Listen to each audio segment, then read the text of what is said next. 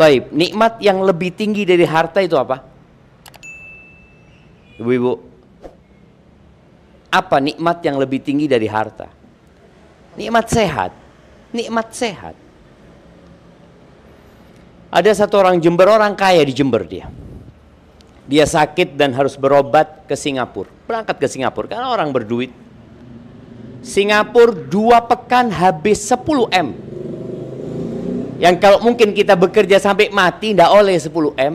Ini 2 pekan entek 10 M. Dan pulang sakit. Cuma kadangkala kita kurang menghargai nikmat sehat ini. Kita berpikir kalau dapat uang itulah nikmat yang perlu kita syukuri. Tiap hari kita sehat itu jauh lebih nikmat daripada uang yang kita dapatkan. Di atas sehat. Kalau tadi disebutkan bahwasanya Pujasera ini bekerja sama dengan Puskesmas ya, dalam rangka ya menjaga kesehatan bagi pelaku bisnisnya dan bagi orang-orang yang datang ke sini. Nikmat yang ketiga itu nikmat aman. Apa gunanya punya uang, sehat, tapi kondisi perang? Kita lihat saudara-saudara kita di Gaza, nggak ada artinya itu uang. Rumah mereka dihancurkan, ya. Rumah sakit dibom. Kemudian pasar mereka juga musnah. Mereka pegang uang, nggak ada gunanya itu uang. Nikmat yang ketiga itu nikmat aman, dan alhamdulillah Indonesia ini adalah negeri yang aman. Maksudnya kita nggak usah bekerja sama Armed pun insya Allah dijaga sama Armed. Karena terus terang, Ana sudah berangkat ke berbagai negeri, Ana tidak mendapatkan keamanan dan kenyamanan seperti Indonesia ini. Dan nikmat yang paling tinggi itu nikmat iman. Nah, nikmat iman inilah yang menyebabkan kita bikin kajian sekarang. Karena kajian kita bukan untuk menambah penghasilan ibu-ibu. Boleh jadi kajian ini mengurangi penghasilan. Karena seharusnya bapak ibu buka, akhirnya harus buka jam berapa biasanya? Sudah buka biasanya kan. Nah, gara-gara kajian ini rizkiku berkurang. Enggak sebenarnya. Rasul sallallahu alaihi wasallam menyebutkan ya tentang orang yang bahagia. Beliau mengatakan alaihi salatu wassalam, man kana aminan fi sirbihi, barang siapa yang merasa aman di tempat tinggalnya. Ini nikmat yang paling tinggi dari nikmat dunia ya, aman. Kemudian mu'afan fi jasadihi, sehat badannya, aman, sehat. Yang ketiga, indahu qutu yaumihi, dia punya yang dia makan hari itu, nggak perlu besok. Sebagian kita ini untuk makan pekan depan sudah ada bayangan dia. Ini kata Nabi SAW, indahu qutu yaumihi, dia punya yang dia makan hari itu. Dia namanya tempat ini jualan makanan semua, Masya Allah. Lidah payu, yo dipangan. Dia punya yang dia makan hari itu. Apa kata Nabi SAW? Faka'annama hizat lahud dunya bihadafiriha. Seakan-akan dunia dan isinya itu milik dia. Orang-orang yang punya mobil, orang-orang yang punya uang mungkin di rekeningnya sekarang 1 triliun, belum tentu punya 3 nikmat itu. Belum tentu dia bisa makan. Berapa banyak orang kaya, saya punya bibi di Jember ini dulu buka ganti oli mobil sama pemandian mobil. Pernah dia lihat seorang perempuan ya, dengan mobil mewahnya, kemudian gelangi ada mungkin 1/2 kilo yang dia pakai jamaah ya. Ditanya sama bibi ana, ya Allah ibu ini seneng ya hidupnya ya, kata dia. Apa kata ibu ini? Dulu saya itu orang nggak punya, kata dia. Dulu saya kalau melihat ada orang makan enak, ya restoran enak, donat-donat yang enak itu saya kepingin. Ketika Allah kasih kekayaan sama saya nggak bisa makan itu. Kenapa? Kasih penyakit sama Allah. Tidak ada kemudian. Yang ada dia cuma penampilan seperti orang kaya, seperti orang paling senang padahal dia susah. Nikmat sehat Allah cabut dari dia. Allahumma salli wa sallim ala abdika wa rasulika sayyidina wa maulana Muhammadin wa ala alihi wa ashabihi ajma'in, amma ba'd. Ya Allah, semoga salawat dan salam, berkah dan nikmat senantiasa Engkau curahkan untuk hamba kekasih-Mu, untuk baginda Nabi kita Muhammad alaihi salatu wassalam, untuk keluarga beliau, untuk istri-istri beliau, untuk putra-putri beliau, dan untuk seluruh sahabat Nabi. Semoga Allah meridhai kita bersama mereka. Amma ba'd. Kenapa bapak ibu bekerja? Oleh opus. Nah, Anda nggak dalam bayangan ternyata kebanyakan emak-emak di sini. Iya, bapak-bapaknya cuma satu. Masya Allah, Masya Allah. Apa yang mendorong ibu-ibu untuk keluar rumah? Kalau boleh Anda tanya. Yang belum nikah siapa? Satu, ibu-ibunya? Oke. 1, 2. Tapi yang lain sudah nikah. Alhamdulillah. Sudah nikah, sudah cerai, atau sudah nikah masih bersuami? Masih bersuami. Di bojone kok ndak kerja. Loh. Suaminya sudah pulang kerja ditinggal. Tugasnya istri itu menyambut suami, genakno bojone. Kok bojone teko ditinggal jemaah. Nah, cari apa? Cari uang. Iya, di Jember ini antrian emak-emak yang gugat cerai suaminya itu banyak. Kalau ibu-ibu ke pengadilan agama akan melihat antri. Dan ternyata faktor terbesar gugat cerai itu apa? Ekonomi. Kok tahu ibu? Iya, ekonomi. Masalahnya di suami apa di istri?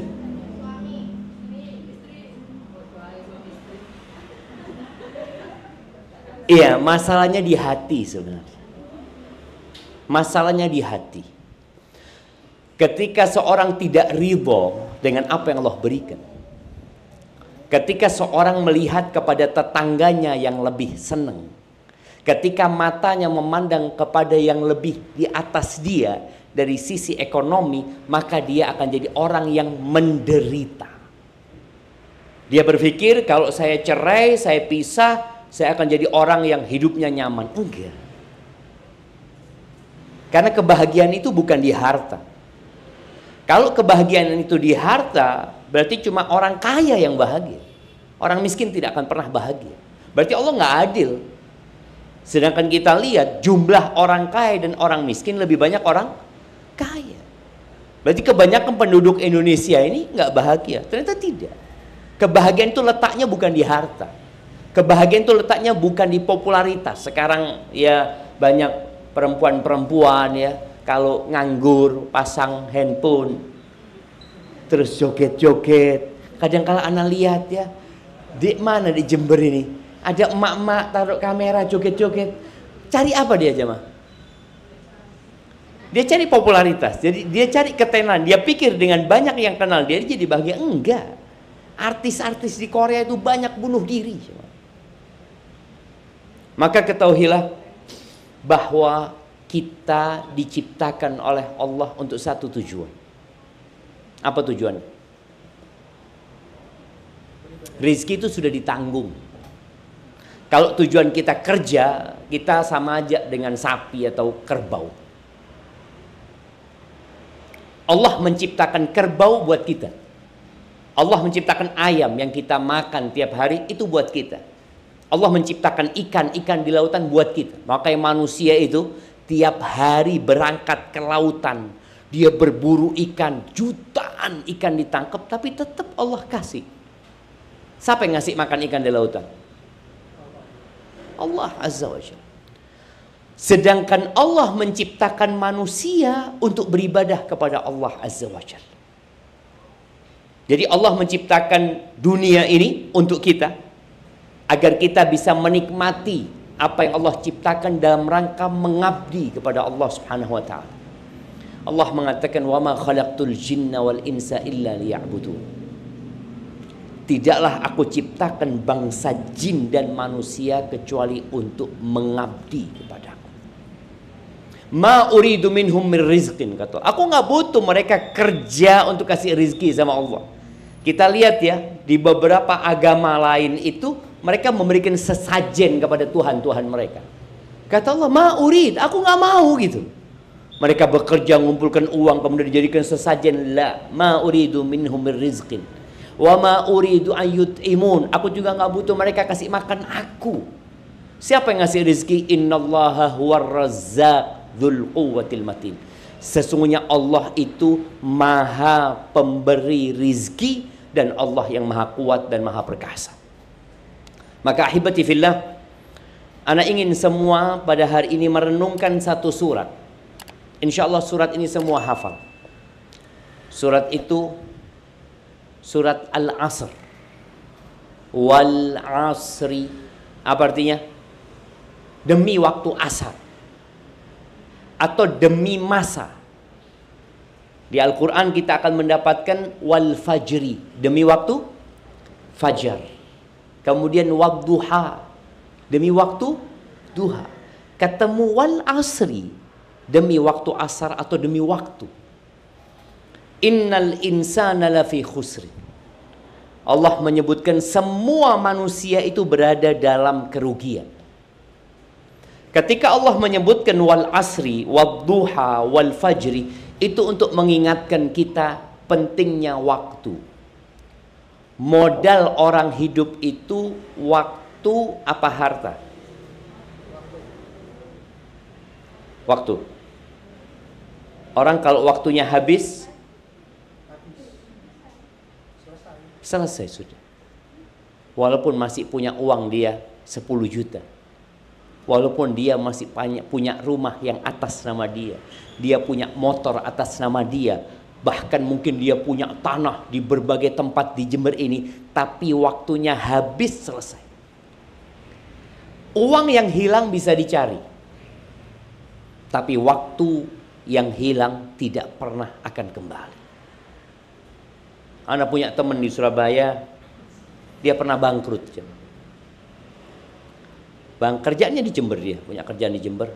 Dia ngomong, ketika ana bangkrut Ustaz, ana punya utang 64 miliar. Subhanallah, setahun lunas Ustaz. Tapi ana punya waktu yang hilang untuk mencari dunia itu Ustaz, nggak pernah balik. Uang bisa dicari kembali. Maka Allah mengingatkan bahwa waktu itu penting buat kita.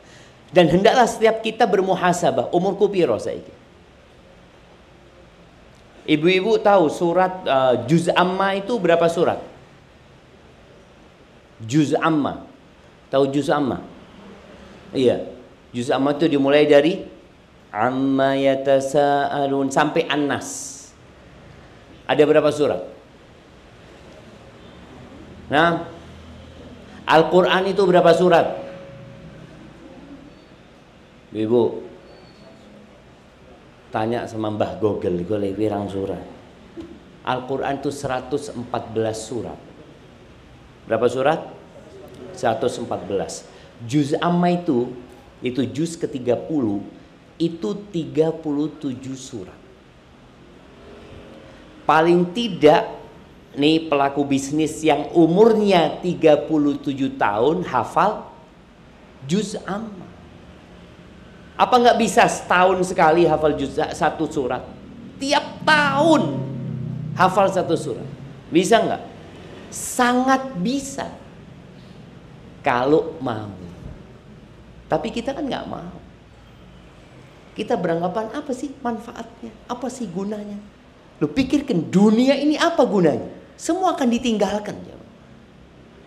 Rumah akan ditinggalkan. Dan bayangin ya, ibu-ibu tadi yang bekerja, Masya Allah, ninggalkan suaminya, ninggalkan anak-anaknya. Ketika waktunya habis, langsung diusir dari rumah. Tidak akan lama-lama anak itu menjaga jasadnya ibu-ibu. Langsung dimandikan, langsung dikafani. Kalau pakai gelang-gelangnya dilepas, kalau pakai jam-jamnya dilepas, dibawa ke kuburan, ditinggal selama-lamanya. Oh, keluarga mendoakan, iya mendoakan paling seminggu. Habis gitu bojone kawin meneng, anak-anaknya bagi warisan, semua ditinggal. Maka tolong kita harus lebih paham mana yang penting dan mana yang lebih penting. Iya, bekerja mengais rezeki penting, tapi ada yang lebih penting buat kita. Maka harapan anak ibu-ibu tadi, kalau umurnya sudah di atas 37 tahun, paling nggak hafal juz amma. Buat apa Ustaz? Itu buat bekal ketika kita mati. Buat bekal ketika kita sendirian di kuburan. Nggak ada yang nemenin. Mungkin sesekali keluarga datang, assalamualaikum, dungakno, habis gitu sibuk. Kayak ibu-ibu sekarang sibuk di tempat ini, lupa sama keluarganya, lupa sama suaminya, lupa sama anak-anaknya, sibuk bekerja, berkhidmat kepada orang lain. Ini masih hidup, ya boleh mati. Maka Allah mengatakan innal insana lafi khusrin. Sesungguhnya manusia berada di dalam kerugian. Semuanya, mau presiden, mau tukang sampah. Di bumi ini sekarang berapa penduduknya? Ya ma, berapa jumlah penduduk bumi? Oke, tidak paham. Berapa jumlah penduduk Jember? Ini pelaku bisnis harus mikir. Saya bekerja ini mau dijual ke berapa orang? Berapa jumlah penduduk Jember? Coba lihat di Syekh Google. Mbah Google itu tanya, berapa jumlah penduduk Jember?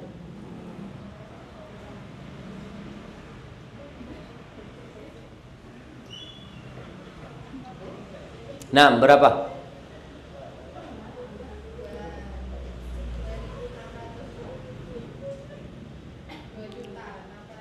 $2,6 juta. Bayangkan kalau yang beli di tenan ini 1%-nya saja. Berapa 1% dari 2,6 juta? 26.000. Bisa nyuguhi makanan buat 26.000 orang? Tidak bisa. Tapi siapa yang ngasih rezeki 2,6 juta itu? Allah yang kasih rezeki sama mereka.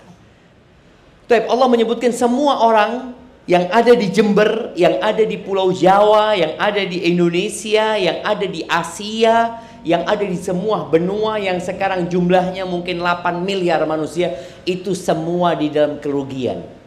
Illa, kata Allah, kecuali ada 4 hal yang harus dimiliki. Ibu-ibu kalau mau keluar dari kerugian dari jualannya tadi, kerugian nyewa di sini, ada yang nyewa kemudian tidak balik lagi, Mas. Ada kan? Kenapa? Karena dia bisa ngatur waktu juga. Oke, rugi berarti dia. Rugi.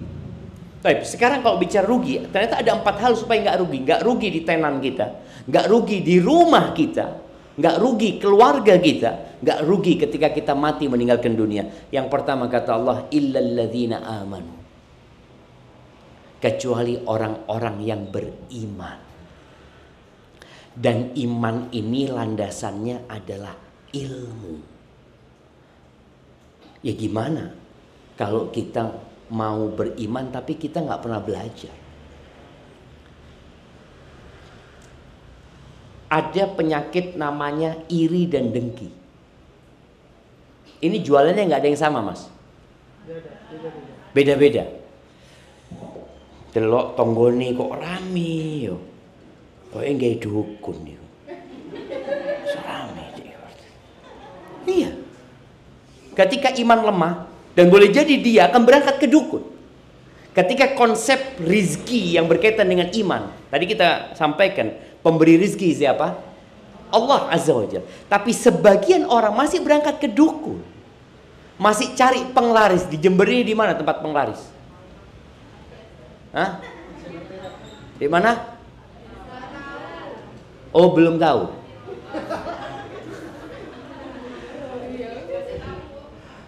Nah, penglaris itu seharusnya ada di mana? Ya di atas sejadah kita. Tapi sebagian orang berangkat ke dukun ya.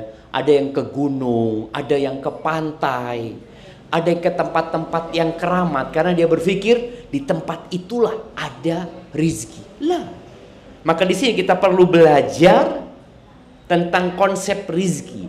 Ternyata sebelum kita lahir, nah, ibu-ibu, bapak-bapak ya, sebelum ibu lahir, rizkinya ibu sudah ditulis. Bayi yang belum bisa kerja wis ono rizkinya.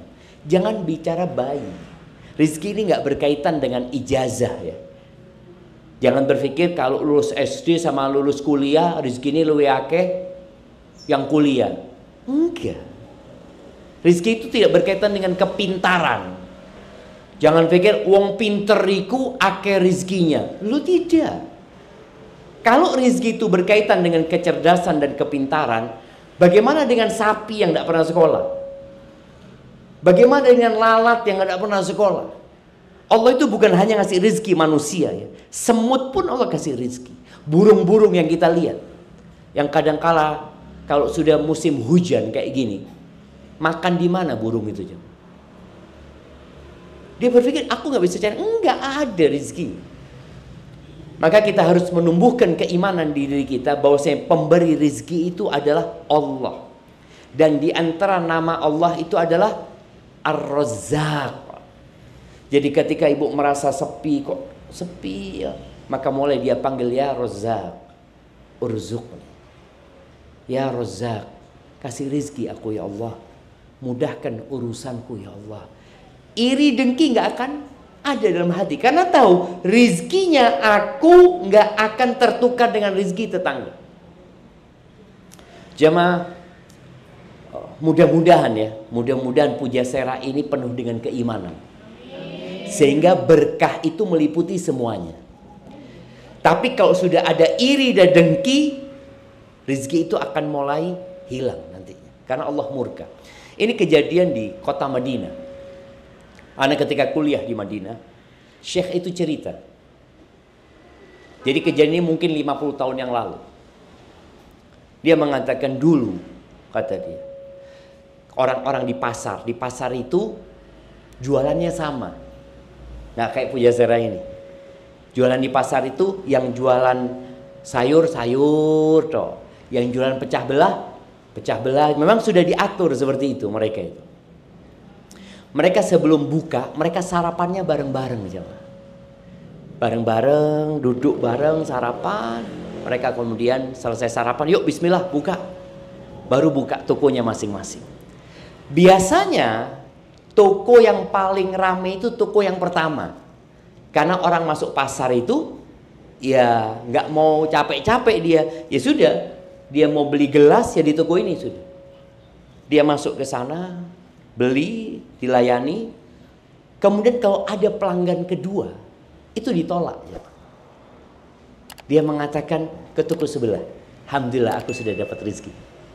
Dapat istilah apa? Wong Jawa itu penglaris ya. Alhamdulillah wis dapat ke tetangga sebelah. Nanti tetangga sebelahnya seperti itu lagi. Jadi tempat itu penuh dengan cinta dan kasih sayang. Karena mereka beriman, wis rezeki kita insya Allah wis diatur oleh Allah. Rizki itu tidak akan bertambah dengan kita iri, dengki, semangat. Enggak. Lek wis ditaker be Allah rizki ini 10.000, 10.000. Maka dia menjadi berkah dengan cara seperti itu. Tapi kata Syekh, kalau engkau lihat di pasar sekarang, hilang. Jadi sekarang ini orang sudah sarapan sendiri-sendiri. Ketika mereka buka, itu orang dijauh wis diawi-awi. Mas. Kalau dia bawa jualannya, mas. Nggak mikir tonggo, enggak sudah. Rebutan, jangan seperti itu. Itu ada di sini. Lu ada? Insya Allah udah ada. Mudah-mudahan. Jadi memang sudah berebut seperti itu. Sehingga orang yang ada di tempat pekerjaan itu saling iri. Loro hati sudah hidupnya. Dan kadang-kala mereka datang ke tokonya mamanya, ke toko. Atau mbak jualan paku mamanya. Oh habis pakunya. Dek mana mbak ya kalau cari paku kayak gini ya. Padahal tonggo ini dodolan. Apa kata dia? Wallahu a'lam. Gak tahu. Padahal tonggo ini dodolan. Dari dia apa iri dan dengkinya. Gak mau ngomong. Fadl toko sebelah insya Allah ada. Gak ada. Karena konsep yang ada di dia adalah konsep bagaimana dia meraih keuntungan sebanyak-banyaknya. Tidak pernah dia memikirkan berkah. Jamaah, berkah itu mahal. Berkah di rizki itu ketika pulang tidak nggawa penyakit. Sebagian orang duitnya banyak ya, tapi pulang ke rumahnya tabrakan. Akhirnya motornya harus diperbaiki. Pulang ke rumahnya ribut sama suaminya. Itu tanda-tanda rizki ini tidak barokah gitu loh. Maka hendaklah kita kembali kepada iman bahwasanya Allah yang memberikan rizki. Dan kita diciptakan sudah ditanggung rizkinya sama Allah. Dan tugas kita adalah beribadah kepada Allah. Niatkan ketika keluar dari rumah. Niatkan mencari rizki dengan niat yang baik. Apa niat yang baik? Yang pertama. Ya kalau bicara suami ya. Yang bertugas untuk memberikan nafkah itu siapa ibu-ibu? Suaminya ibu-ibu nggak ngasih nafkah. Terus sekarang ngapain? Cari tambahan. Buat apa?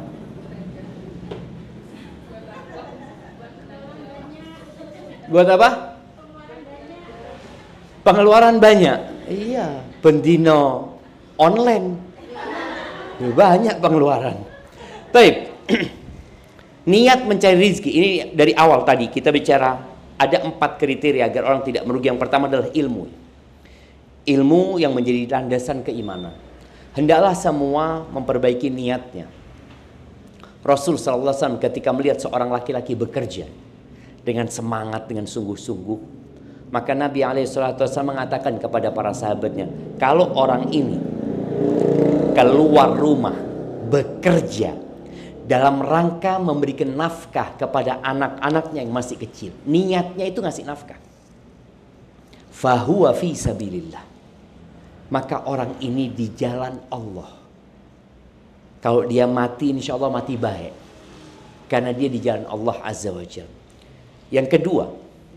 Kalau dia keluar rumah dalam rangka memberikan nafkah kepada kedua orang tuanya yang sudah sepuh. Karena kalau udah orang tua sudah sepuh, udah nggak mampu, mau nggak mau anak harus kerja gitu loh, untuk memberikan nafkah kepada orang tuanya. Niatnya untuk memberikan nafkah kepada kedua orang tuanya, fahuwa fi sabilillah, maka dia di jalan Allah Azza wa Jalla. Yang ketiga, kalau dia keluar rumah, mungkin dia belum menikah, mungkin juga orang tuanya kaya. Dia keluar rumah bekerja dalam rangka untuk menjaga kehormatan dirinya, agar dia tidak jadi benalu di masyarakat.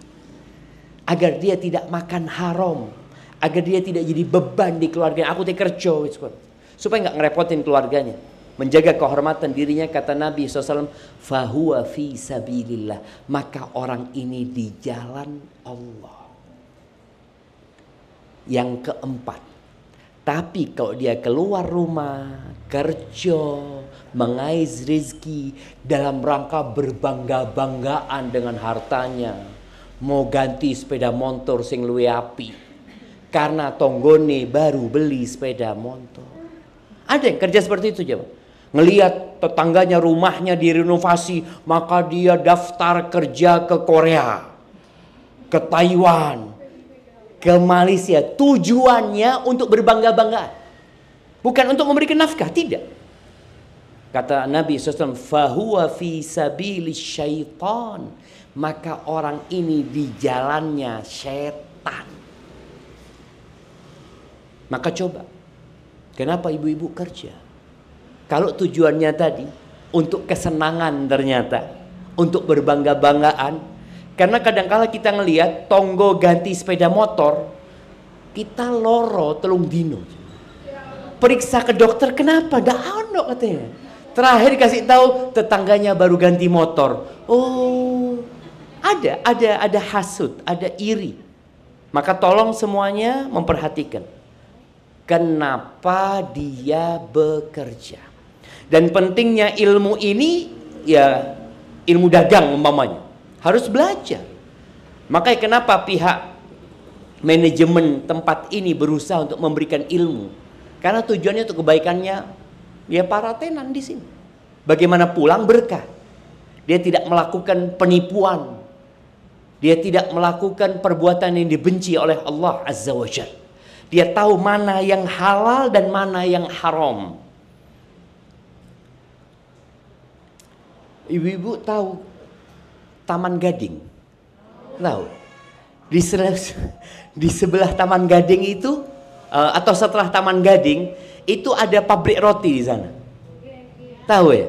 Ana pernah suatu hari sore-sore parkir di sana, karena istri Ana turun beli sesuatu, nggak salah. Pas waktu itu, waktu pulang orang kerja dari pabrik, keluarlah ini. Rata-rata yang bekerja adalah mak-mak ya. Keluar. Setelah keluar, Ana perhatikan karena Ana di mobil mereka nggak kelihatan ya. Ada yang mengeluarkan roti dari susunya ya. Masuk di tas, mengeluarkan roti dari perutnya. Loh, ini kok iso ngomong? Ternyata dia bawa yang haram. Yang mungkin anaknya dikasih makan yang haram. Mungkin orang tuanya dikasih makan yang haram. Dan mungkin ketika dia ngambil dia bangga. Padahal daging mana saja yang tumbuh dari yang haram, neraka tempat.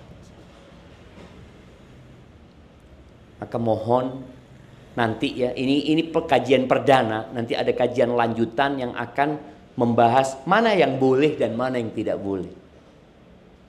Kadangkala ada kembalian ya. Ada orang beli kemudian tidak ada kembalian. Kembaliannya cuma 2.000. Mas tidak ono susu mas. Padahal ono susu. Terus yang tidak apa-apa, ikhlas sudah. Kalau benar nggak ada kembaliannya dan dia ikhlas, alhamdulillah rezeki. Tapi kalau ternyata ada kembaliannya dan kita mengatakan tidak ada kembaliannya, haram yang 2.000, cuma 2.000 haram. Baik, itu yang pertama, ilmu, pentingnya ilmu. Maka kita perlu belajar. Dan harapan Ana sekali lagi, ibu-ibu ini, para pelaku tenan ini, pelaku bisnis ini bisa menghafal surat Juz Amma. Sekarang mudah jamaah ngafalno. Tinggal taruh headset di telinga, rungokno. Wadduha walaili idza saja. Sak jam dengerno insyaallah hafal. Nanti dibaca artinya, itu bekal kita. Yang kedua setelah berilmu, kata Allah Azza wa Jal, illal ladzina amanu. Yang kedua apa? Wa amilus solihat. Ilmune diamalno. Udah tahu halal haram, udah tahu bahwasanya iri itu tidak menambah rezeki kita, dengki itu tidak akan membuat kita tambah kaya, yang ada kita akan tambah susah dan menderita. Jangan iri. Semua jasad itu ada sifat irinya. Sampai dikatakan oleh para ulama, ma khala jasadun min hasad. Enggak ada jasad yang selamat dari hasad. Tapi orang beriman itu ketika melihat orang lain senang, dia berusaha, ya Allah, Engkau yang kasih rizki sama dia, ya Allah, kasih rizki buat aku, ya Allah.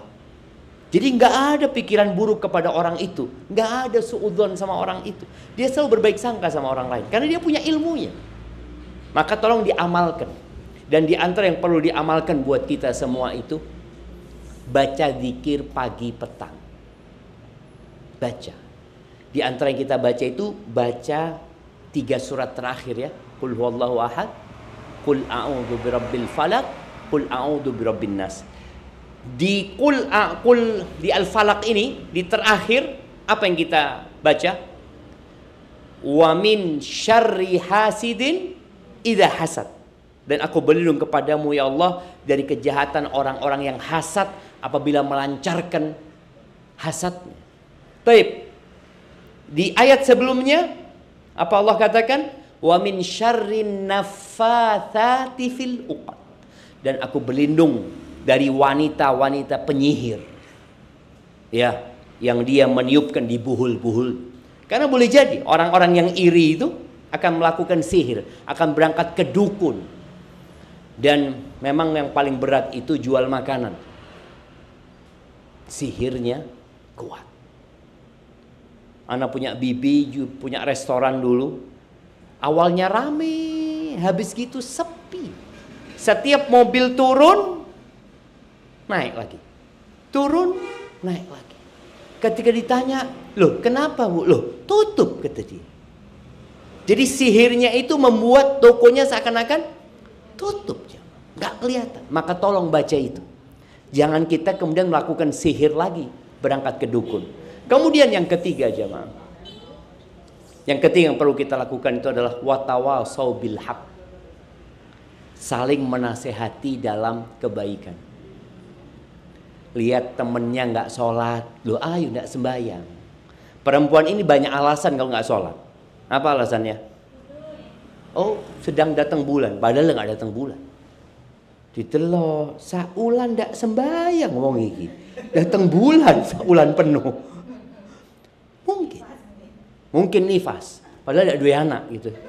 Ndak dua anak, nifas, saulan ndak pernah sembahyang. Ramadan, ndak puasa juga. Kalau ingin jadi orang yang tidak merugi, tolong lakukan watawasau bil haq. Ayolah sembahyang, jarno barokah betulan. Apa sih yang dicari? Ojo sampai susah di dunia, susah di akhirat. Wis di dunia melarat, apalagi nanti di akhirat. Dan bicara tadi, barokah itu tatkala kita beriman, beramal soleh. Maka yang ketiga tetap harus kita lakukan watawasau bil haq. Bojone ndak sembahyang, di jarno. Dan kadangkala Ana sedihnya, di masyarakat kita itu kadang-kala ada emak-emak yang mengatakan suaminya ndak apa-apa wis ke tempat pelacur, yang penting ojo kawin meneng. Karena seperti itu. Dia berpikir tidak ada masalah, yang penting dia nggak kawin lagi. Karena dia kalau kawin lagi akan berpikir rizkinya akan dibagi nantinya. Tapi ketika dia berzina, ya paling saulan sepisan. Na'udzubillah min dzalik. Tolong jangan sampai membiarkan kemungkaran terjadi di rumah. Paling tidak masalah sholat. Anak-anaknya ketika nggak sholat diingatkan. Apalagi kalau anak laki ya, ketika adzan memandangkan, katakan mas, wis adzan mas. Iya, kerungu. Oh ya wis. Cuma kita tiap hari mas sudah adzan untuk mengingatkan dia dengan sholat. Dan di sini tolong saling mengingatkan. Dan bentuk kajian ini adalah watawasau bil haq. Yang keempat, watawasau bis sabr. Saling mewasiatkan dalam kesabaran. Jadi kalau ya ini kan ada 4 kriteria. Kriteria pertama dan kedua itu memperbaiki diri sendiri, belajar dan beramal. Yang ketiga dan keempat ini memperbaiki orang lain. Dan biasanya orang kalau sudah memperbaiki orang lain itu akan dibenci. Ibu-ibu tahu bagaimana Rasulullah SAW 40 tahun di Mekah itu dicintai sama penduduk Mekah. Penduduk Mekah memberi sebutan apa kepada Nabi SAW? Al-Amin. Radina bil amin. Oh, orang yang terpercaya, orang yang amanah. Tapi ketika Nabi SAW mendapatkan wahyu dan mulai berdakwah, hilang semua pujian itu. Yang ada celaan, dikatakan penyihir, dukun, orang gila, pendusta. Dan ketika kita naik levelnya memperbaiki orang lain, maka kita akan dibenci. Wes, gak usah melok-melok urusane wong, urusono awakmu dewi. Akan muncul hal itu. Tetap kita nggak boleh berhenti. Oh enggak, awakmu dulurku. Engkau beriman, aku beriman, dan aku melihatmu melakukan kecurangan. Umpamanya melihat temannya melakukan kecurangan di tempat ini, jangan pura-pura tutup mata, jangan. Ya katakan bertakwalah kepada Allah, jangan, tidak boleh. Ya orang nggak akan suka, nggak ada masalah. Tapi kita sudah melaksanakan tugas kita. Semoga 4 kriteria itu bisa kita kumpulkan.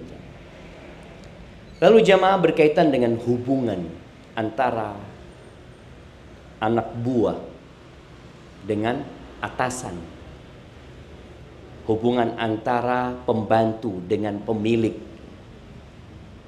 Itu atau antara pemilik dengan pembantu. Itu juga harus dipelajari. Jadi orang itu kalau nggak punya modal usaha, maka tolong modal utama jangan ditinggalkan. Modal utama orang bekerja itu jujur. Jujur. Kata Nabi SAW, at-tujar fujar. Pedagang-pedagang itu penjahat. Pedagang-pedagang itu apa? Penjahat. Illa man barra wa sadaq. Kecuali yang baik ketika dia berbisnis dan jujur. Karena pedagang itu untuk jujur takut, jemaah. Takut apa? Takut dagangannya nggak laku. Ditanya, ini pakai tambahan gula nggak yang jual jus umpamanya? Pakai tambahan gula? Oh enggak, murni. Murni. Padahal tambah gula, jemaah. Tapi mengatakan murni. Kenapa kalau dia ngomong tambah gula? Takut orang ini tidak balik lagi. Padahal orang ini ketika bikin jus di rumahnya, kok kecut ya? Aku lihat itu kundi kono manis, kata dia. Oh paling gak dukun di kono. Padahal enggak, gak gula. Dan gak dukun. Jadi tadi para pedagang itu dikatakan mereka penjahat kecuali yang jujur dan baik ketika melakukan bisnisnya. Maka tolong kejujuran ini dijaga. Dan ya ada bos yang tidak hadir di sini. Ada kan? Ada yang model yang jaga itu orang lain.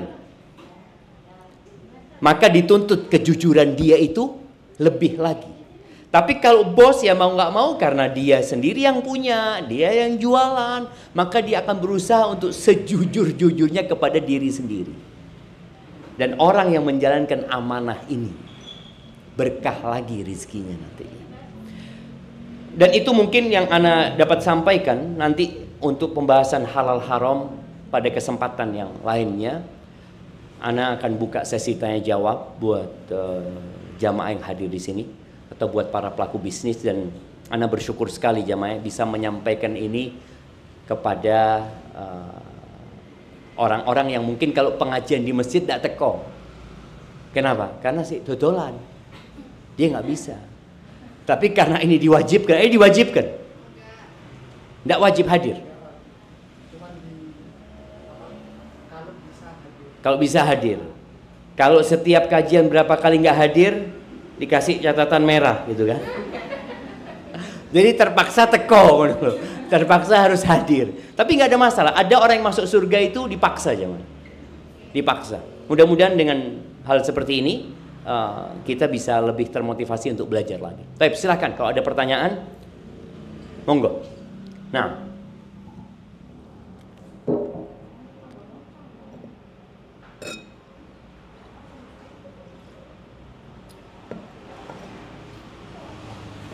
silakan jamaah. Silakan apapun yang ditanyakan, khususnya yang berkaitan dengan kehidupan kita sebagai hamba Allah Azza wa Jalla. Monggo. Iya, silakan. Waalaikumsalam warahmatullahi wabarakatuh. Ya, Ustaz, ini saya mau tanya. Kadang kan orang itu khawatir untuk rezeki yang akan datang gitu, Ustaz. Itu berdosakah yang punya pikiran kayak gitu? Terus gimana caranya biar nggak khawatir gitu, Ustaz? Kadang kan apa ya? Karena belum terjadi gitu ya. Jadi mesti ada pikiran terus gitu, Ustaz. Terima kasih. Assalamualaikum. Masya Allah, barakallahu fiik. Iya, jadi kekhawatiran kepada masa depan ini termasuk ujian dari Allah Azza wa Jalla. Allah Azza wa Jalla mengatakan, "Walanabluwannakum bisyai'in minal khauf." Kami akan memberikan ujian kepada kalian yang bentuknya itu rasa takut, cemas. Takut gimana anak-anak nanti mau sekolah ya. Takut gimana saya kalau sakit. Ada banyak kekhawatiran yang berkaitan dengan masa depan sebenarnya. Maka kalau kita belajar, ternyata konsep mencari rizki yang paling utama itu bukan bekerja, tapi tawakal. Maka kita kalau keluar rumah, apa yang kita baca? Bismillahi tawakkaltu 'ala Allah. La haula wala quwata illa billah. Kita mengatakan dengan nama Allah, aku serahkan semuanya kepada Allah. Tidak ada daya, tidak ada kekuatan kecuali dengan Allah Azza wa Jalla. Artinya, ketika ibu buka toko, buka tenannya, dan Allah katakan nggak ada orang yang datang, nggak ada orang yang datang.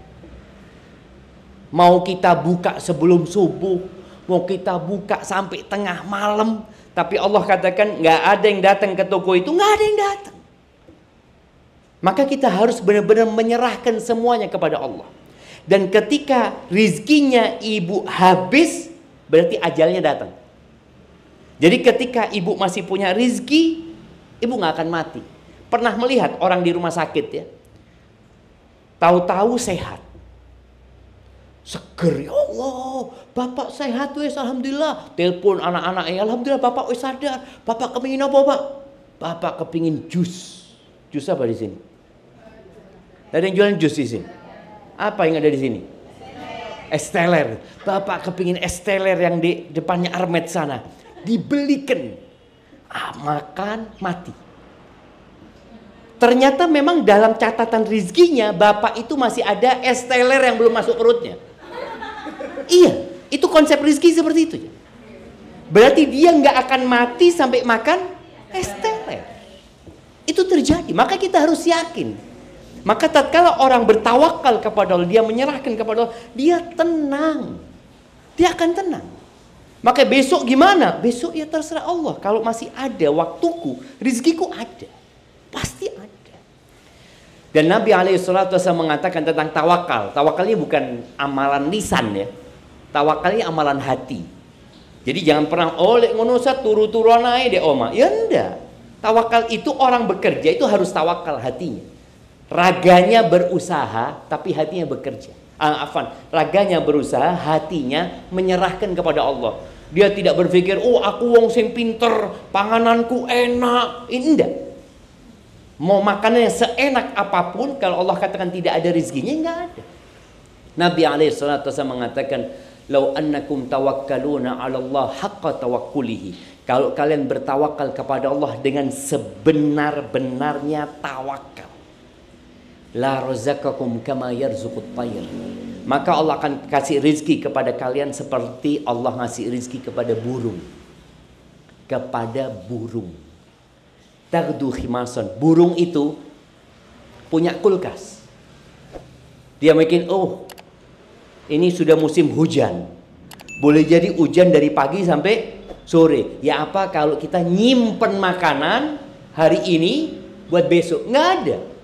Kita nggak akan temukan burung itu punya tempat penyimpanan. Beda sama semut. Semut masih punya tempat penyimpanan.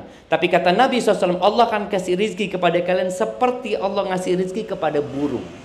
Berangkat di pagi hari dalam kondisi lapar, pulang sore hari dalam kondisi kenyang. Kita lihat ya, orang yang nanam padi, kalau sudah menguning, itu digesu manuk-manuk itu. Tapi manuk-manuk itu nunggu lagi ya. Orangnya tidur, makan dia. Pokoknya rizki dia akan sampai. Maka tadi, ketika seorang bertawakal kepada Allah, maka dia akan tenang. Ini yang harus dilakukan oleh seorang pelaku bisnis. Ketika dia bekerja, ya dia bertawakal kepada Allah. Kalau rizkiku ada ya Allah, aku akan pulang bawa rizki. Dan tolong yang didapatkan itu disyukuri. Jangan pernah mengatakan, ya Allah cuma ini. Jangan. Berapapun jumlahnya katakan alhamdulillah. Alhamdulillah ya Allah. Kalau nggak dapat apa-apa, umpamanya. Ada yang pernah buka, kemudian nggak ada yang beli? Ada. Anak punya teman di Jember, dia buka pres-presan motor jemaah. Motor yang kadang-kala tabrakan atau apa itu dipres lagi ya supaya lurus ya. Dia buka jam 8 kalau nggak salah atau jam berapa lupa, sampai jam 5. Dia ngomong, Ustadz waktu itu ana cuma punya uang tinggal 20.000, sudah ono dia. Nunggu ana. Pas jam 5 ana mau tutup. Datang satu orang. Mas, iso ngepres. Apa kata orang ini? Sampean sing tak anteni, Mas. Sampean bismillah, tafadhol gitu. Tadi Allah akan kirimkan rezeki ketika kita berbaik sangka sama Allah. Terus jangan pernah suudzon sama Allah SWT. Dan tinggalkan sifat iri tadi. Maka kembali ke rasa takut, menghilangkan rasa takut itu dengan bertawakal kepada Allah Azza wa Jal. Dan ketika kita nggak dapat uang, bersyukur atas nikmat apa? Sehat. Alhamdulillah, aku ndak oleh duit tapi aku mulai sehat. Ada orang yang banyak duitnya mulai tabrakan. Aku alhamdulillah sehat. Jadi sampai rumah katakan alhamdulillah ya Allah, aku selamat ya Allah sampai rumah. Jadi gitu. Jadi tawakal dan terus berbaik sangka sama Allah Subhanahu wa taala dan yakin rezeki itu sudah ditetapkan sama Allah.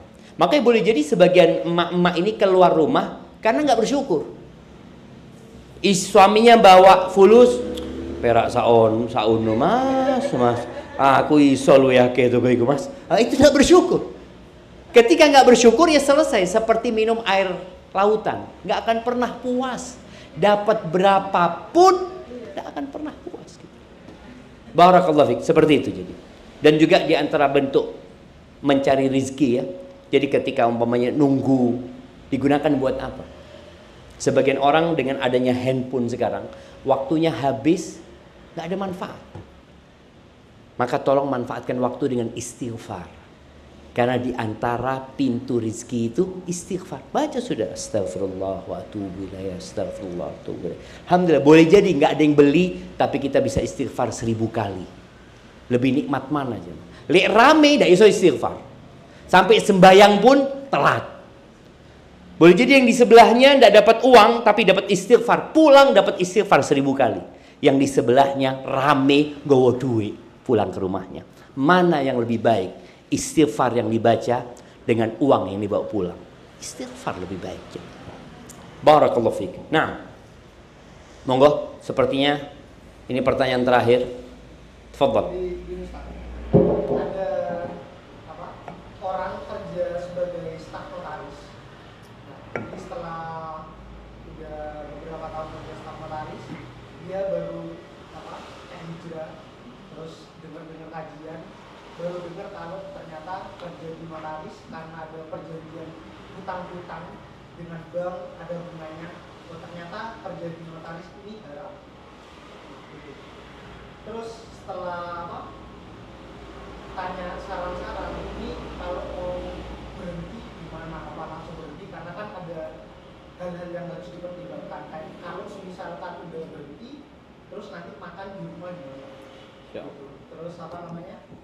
Sempat dengar ngobrol sama salah satu orang yang lumayan tahu agama. Katanya kalau misalkan kamu sudah tahu kerja di notaris haram karena perjanjian ada bunga, selama kamu punya niat untuk berhenti tapi belum berhenti, udah ada planning, oh dalam sekian bulan lagi saya akan berhenti karena haram. Nah, apa dalam jangka waktu dari niat Penungguannya itu penantiannya, katanya itu nggak ditulis dosa. Nah, siap, barakallahu fiik. Yang pertama perlu diluruskan, kerja di notaris ini tidak haram. Karena kerja di notaris ini macam-macam sebenarnya yang dia kerjakan. Dia ngurus surat tanah, ya, dia ngurus perizinan PT, CV. Ada kerjaan-kerjaan yang halal, tapi ada yang haram. Jadi yang perlu dilakukan ketika orang kerja di sana, dia harus memilah-milah. Umpamanya dia disuruh ngerjain ini, afwan, yang ini ana tidak mau. Jadi dia menolak ketika yang dia lakukan sesuatu yang tidak diperbolehkan dalam agama. Tapi kalau umpamanya ngurus PT, ngurus CV, ngurus tanah, itu kan nggak ada masalah. Jadi bukan kerja di notaris haram, tapi ada akad-akad yang dilakukan di kantor notaris yang tidak diperbolehkan dalam agama. Maka buat orang yang di sana, hendaklah dia berani untuk menolak yang haram. Yang ini, oh minta maaf, ana yang ini tidak boleh dalam aturan agama ana. Ana ngurus yang lain nih. Dia bisa memilih sebenarnya. Beda kalau tempat kerjanya memang haram, tidak bisa milih. Kalau ini notaris enggak, kerjaannya sebenarnya boleh. Tapi di situ ada akad-akad yang terlarang. Ketika seorang bekerja di sebuah tempat yang seperti itu, maka dia nggak harus keluar. Tapi dia harus meninggalkan yang haram tadi. Kalau tempatnya ternyata tempat yang haram, kalau dikatakan enggak, Anda nggak bisa milih di sana. Anda tetap harus mengerjakan yang seperti itu. Apa yang harus dia lakukan? Ya dia harus keluar. Kalau berkata, ya opo Ustaz ya. Kalau saya keluar, nanti makan apa keluarga saya? Loh, emangnya dari lahir kerja di notaris? Sehingga ini konsep rizkinya, keimanan dia masih lemah. Dia berpikir, mulai dulu kerja di notaris. Enggak kan? Makanya kemarin ketika terjadi COVID, tatkala pilot pesawat tidak terbang, apakah kemudian mati? Tidak. Ketika hotel-hotel tutup di Bali itu semuanya tutup. Orang yang kerja, orang Jember yang kerja di Bali pulang ke Jember. Apakah kemudian sampai Jember mati mereka semua? Tidak. Tapi ketika kita disuruh milih, kita takut. Itu kan orang yang di PHK umpamanya. Ketika di PHK, apakah langsung entek rezekinya? Tidak. Jadi rezeki itu bukan gaji. Ini kan orang gaji tadi. Dia berpikir, gimana saya kalau berhenti dari sana, bagaimana saya hidup? Loh, yang ngasih rezeki sampean sopo? Allah Azza wa Jalla. Tapi ketika imannya dia itu kepada pekerja, kepada tempat kerjanya, ya sudah. Akhirnya dia keluar bingung, dia nggak bisa kerja. Tapi ketika dia tinggalkan itu dan dia yakin sama Allah, Allah yang akan kasih rezeki. Kemudian pintu rezeki tadi yang paling utama adalah tawakal. Dia memperbanyak istighfar. Dia mulai bekerja. Apa saja yang bisa dia kerjakan, yang penting halal umpamanya. Insya Allah dia tetap bisa makan gitu. Jadi bicara apakah dia harus keluar tergantung kondisinya. Yang jelas kerja di notaris itu tidak dikatakan haram. Tapi di sana ada akad-akad yang diharamkan. Itulah yang seharusnya dihindarin. Seperti itu. Jadi kalau dikatakan apakah ketika niat keluar, ya keluar sudah. Dan barang siapa yang meninggalkan sesuatu karena Allah ya, bukan karena dapat kerjaan lain. Kan ada orang, apa kok resign? Alhamdulillah, ono kerjaan lion nih. Nah, ini bukan karena Allah berarti, karena dia ada pekerjaan yang lebih bagus. Tapi barang siapa yang meninggalkan sesuatu karena Allah, Allah akan kasih ganti yang lebih baik. Bukan pekerjaannya loh jemaah. Boleh jadi gantinya itu dia bisa sholat malam. Biar waktu kerja di sana tidak pernah sholat malam Ustaz. Gara-gara di PHK Ustaz, alhamdulillah aku bisa sholat malam Ustaz.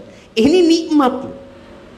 Yang kata Nabi SAW 2 rakaat sebelum subuh, 2 rakaat fajar itu lebih baik dari dunia dan isinya. Dulu ketika dia bekerja dia nggak pernah bisa itu. Sekarang dia bisa itu. Dan boleh jadi Allah kasih ganti dengan kenyamanan, ketenangan, qanaah, nerimo yang dulunya dia nggak dapat itu. Itu asalkan dia meninggalkan sesuatu karena Allah Subhanahu wa taala. Barakallahu fiik. Jadi jangan orang niat, orang berbuat dosa, saya niat Ustaz tinggal noni, Ustaz insyaallah kok tak boleh kerjaan dia nih. Ya enggak, tetap dia terhitung dosa di tempat itu. Nah, kalau konsepnya kayak gitu tapi satpam di bank. Iya. Gimana? Yang dia jaga tempat yang dilarang. Beda.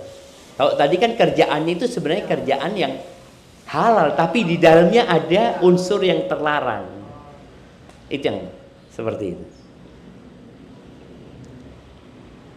Nah, kok bisik-bisik langsung aja kan? Ini ada pertanyaan. Siap, tafadhal.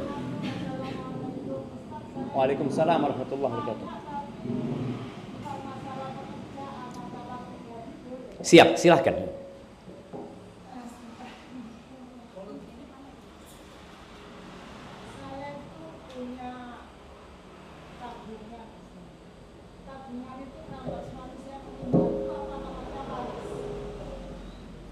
Tabungan itu uangnya siapa?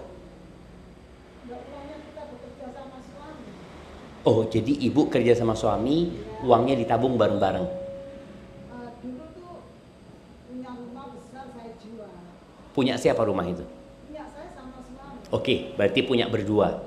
Nah, Yang harganya tuh lumayan. siap. Itu saya simpan. Oke, disimpan. Nah itu kira-kira namanya waris apa enggak? Ketika suami meninggal Iya. atau ibu meninggal? Suami meninggal.